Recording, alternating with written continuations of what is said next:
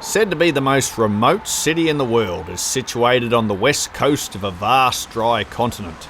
This metropolis is in close proximity to beautiful bushland, a myriad of small rivers and miles of spectacular coastline. The designers of this urban sprawl were wise enough to set aside numerous small parks and reserves within the city limits, well worthy of exploration in their own right. As water can be scarce upon this ancient landmass, a good number of wetlands have been protected, a welcome forethought appreciated by a good number of waterbirds.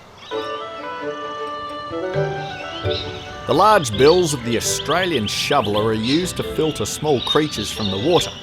They are usually quite a wary species and rare to see outside the southwest region. They have a preference for permanent lakes with plenty of cover. Better suited to the muddy shallows is the Australian white ibis, a gregarious creature that uses its long bill to probe the slop for morsels hiding within. Also preferring the shallows along the edges of the lakes is the white-necked heron and the purple swamp hen. The intrepid explorer of the swamps does need to tread carefully, so not to damage any precious capsules hidden amongst the grass that contain a new generation of waterfowl. Widespread and common, inhabiting any form of waterway from wild rivers to parks, is the Pacific black duck. Mum is showing her 2 offspring around the neighbourhood and giving some lessons in self-reliance. The handsome Australian shelduck takes up a good vantage point to oversee activities upon the lake. Generally quite a terrestrial species, feeding out on the pasture or along the fringes of the water. On some larger lakes they have been known to gather in flocks of thousands. Although found almost everywhere across the continent, the black swan has become quite an icon in the southwest. Another Australia-wide waterbird is the Eurasian coot, a dumpy-looking little fellow often seen upended in the water looking for food. With a mixture of stealth, patience and luck, within the city limits can be seen the freckled duck, the rarest of the ducks in the country and considered endangered.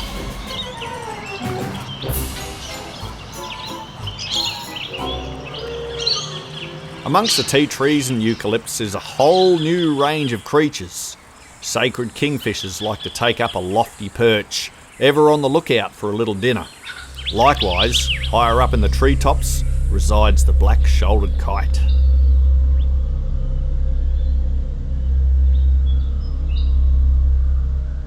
Throughout the country, those having an appreciation for the bush would recognise the melodious call of the rufous whistler. Also an accomplished singer, and even better dressed, is a spectacular golden whistler on the hunt for insects.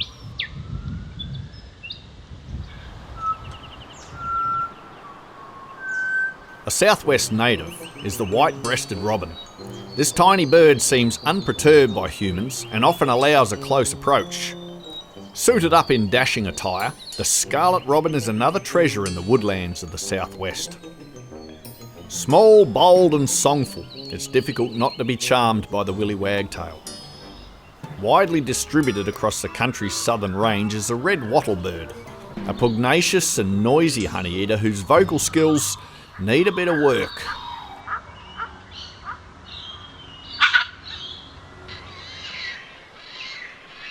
The Carnaby's and Baldwin's cockatoo are 2 species only found in the southwest. There's only a subtle difference between them, so it can be quite tricky to positively identify which is which in the wild. There are a few problems like that with the pink and grey galah.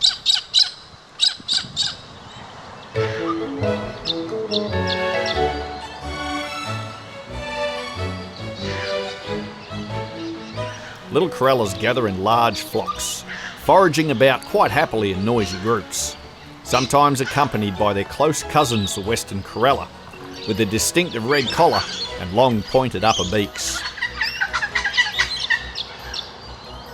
Like the laughing kookaburra, The rainbow lorikeet is not a native of the west, but introduced from the east. These lorikeets have thrived within the suburbs of the city, but are not usually encountered farther afield.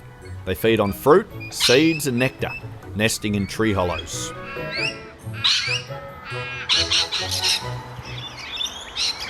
The Australian ringneck is found from the west coast through to the eastern states, though absent from the east coast, tropical north and Tasmania. They come in a variety of distinct forms and were once declared different species, though now are under the one banner. This variety from the southwest are known locally as 28 parrots and are a conspicuous resident to be found within their range amongst the Aussie bush.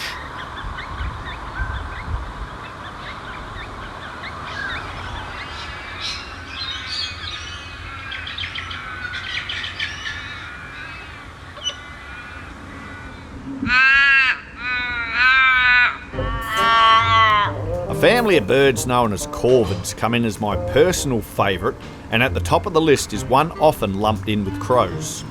The Australian raven is bulkier, with a prominent throat pouch that comes in handy for storing food to be transported to a cache, whether it's a divot in a tree or a rain gutter. Crows and ravens are aggressively persecuted as villainous pests, yet are highly intelligent and full of personality. They're amazing creatures if one takes the time to get to know them, an impossible request many of us fellows can relate to.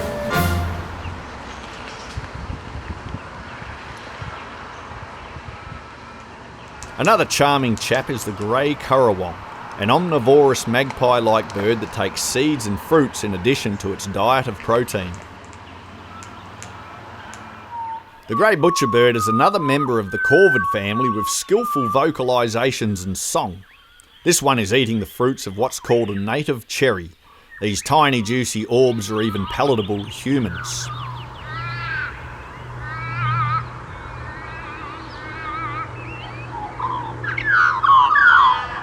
Possibly one of the most cherished and distinctive singers dwelling in the land down under is the Australian magpie. They form family groups and defend their territories from rivals. They can be quite confrontational during nesting season, relentlessly attacking trespassers regardless of size or species. This balding mother is tidying up her rather scruffy-looking offspring, attempting to make him look somewhat respectable for the camera. The southwest is blessed with a huge array of wildflowers and known for its plant diversity. There are many orchids to admire, usually flowering around September and October, such as this spider orchid. A keen eye can spot carnivorous plants such as the sundew. The sticky globs attract insects that become glued to the plant, perish, and surrender their nutrients to their captor. The kangaroo paw is endemic to the region and the state emblem of Western Australia. Some of these flowers, such as the bullbanksias, grass trees, and flame grevillea, are prolific nectar producers, attracting insects, in particular the honeybee. A buzzing hive of these creatures can be a fearsome thing to encounter out in the bush when unexpected. However, the bees are no match on the ground for these bull ants.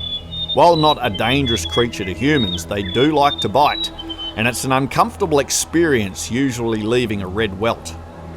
A different type of aggressive ant swarms in large numbers over a dying centipede. Whether this unfortunate being was attacked by the ants or already on its way out is not known. Looking closer reveals a world of smaller residents. Spiders spin their webs between shrubs, some of which have great camouflage, disguising themselves as a twig, such as this long-jawed spider. Clusters of strange grubs cling to the back of a eucalyptus leaf, and a large wasp drags an even larger locust back to its lair.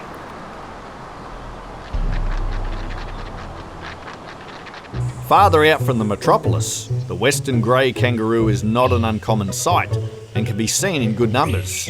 Not always skittish, some of them can tolerate a fairly close approach. Despite their name, these large macropods are widespread across the southern part of the continent as far as the eastern states.